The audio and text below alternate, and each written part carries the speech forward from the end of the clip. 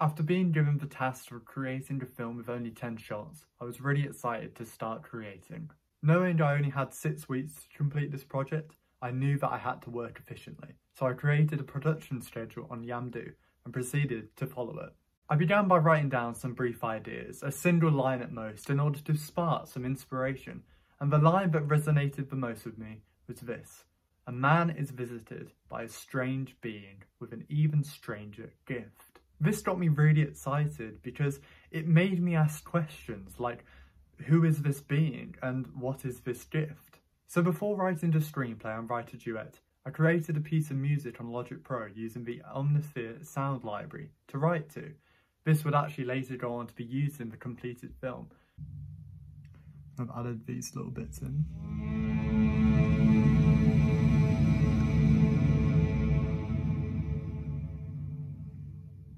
But I like doing this before I start writing in order to find an original voice and set a tone. The screenplay is very much so inspired by current times, finding ourselves in a national lockdown. So I wanted the screenplay to deal with themes of isolation and hopelessness and loneliness. Whilst I was unsure what the gift was going to be as I started to write, around halfway through writing the screenplay, I really got the sense that this film would belong in black and white, further detaching itself from our reality. This then gave me the idea that the gift could perhaps be the ability to see colour. Whilst this may seem hopeful at first, our main character Sam is so used to living in this world of gloom that his body can simply not handle the transition into the world of colour, representing hope. By introducing supernatural elements into the film, I wanted to leave the audience with questions rather than answers, much like films I love such as Hereditary and The Shining, which allow the audience to make their own interpretations of what they've just seen. I then went on to create a mood board to devise the film's look. I focus on German expressionist films. Whilst they are captivating, their dark and grainy shadows really suited my weakness of not having access to professional equipment, and really suited the tone of the film. I then went on to create a storyboard which draws inspiration from many of my favourite film stills.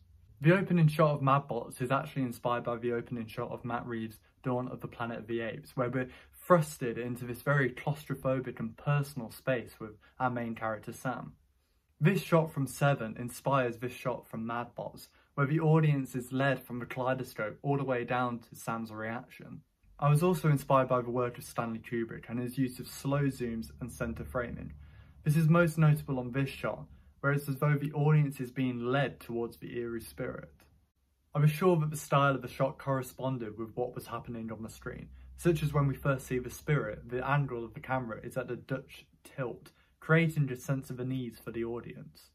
Whilst it was really important to create this continuous reality, I was really keen with creating ambiguous spaces with the lighting in order to trick the audience of where they are and what they're seeing, further developing this sense of unease.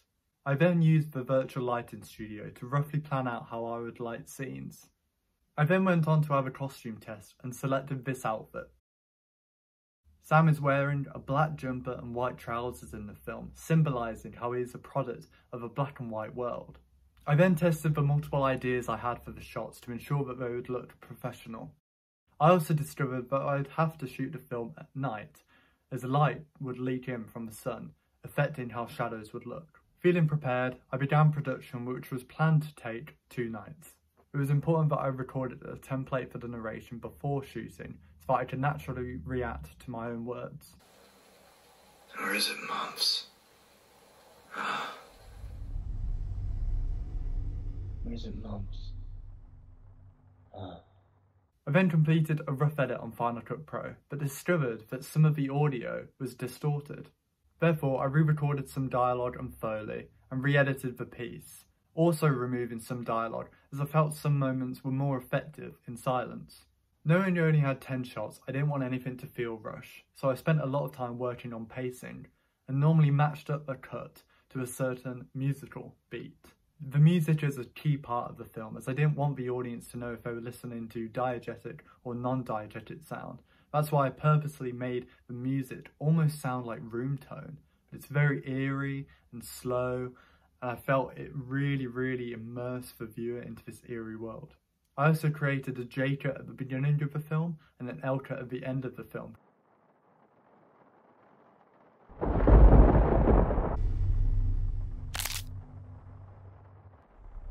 To give the impression that this world exists outside of this film.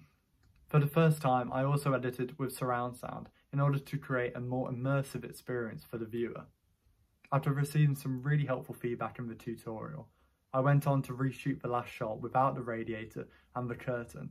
I also went on to recolor grade the kaleidoscope shot, making it more brighter and colourful, and creating more contrast from the black and white world in the shots before and after. I'm really pleased with the finished film, and I hope you enjoy it. Thank you.